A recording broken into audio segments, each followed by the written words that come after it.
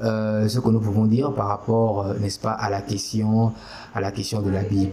On aura le temps de faire une mini-étude sur la rédaction de la Bible, parce qu'il est important de comprendre que la Bible a subi des étapes de rédaction. Et ce sont des hommes et des femmes qui se sont réunis pour décider de ce qui doit être retenu comme livre dans la Bible.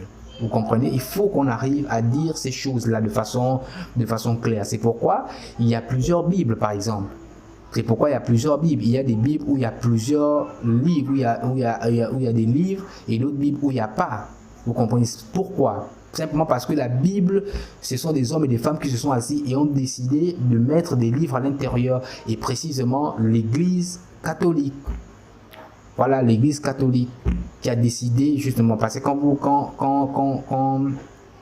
vous étudiez un peu la rédaction des textes bibliques, la Bible officiellement a été, ou du moins la rédaction de la Bible officiellement s'est terminée au XIVe siècle.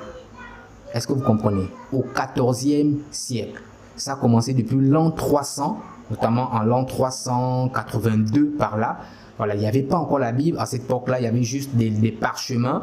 Donc, depuis l'an 100 de l'ère chrétienne, il y avait des parchemins que, justement, les apôtres utilisaient. Et donc, ces parchemins ont perduré. Et la rédaction, proprement dit, de la Bible, quand je dis rédaction, c'est pas la rédaction des textes ou la rédaction des évangiles, des livres. Non, non, non.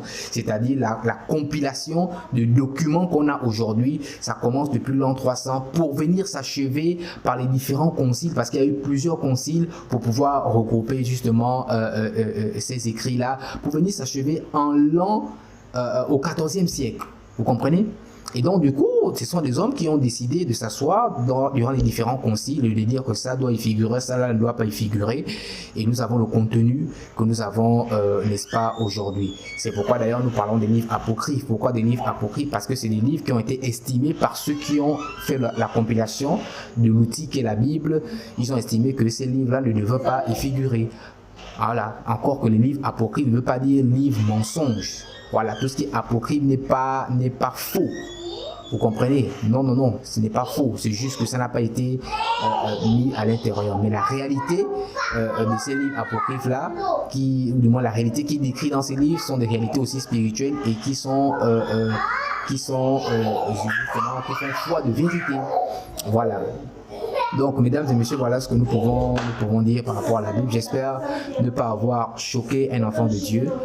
Tous ceux qui acceptent le Seigneur, tous ceux qui rentrent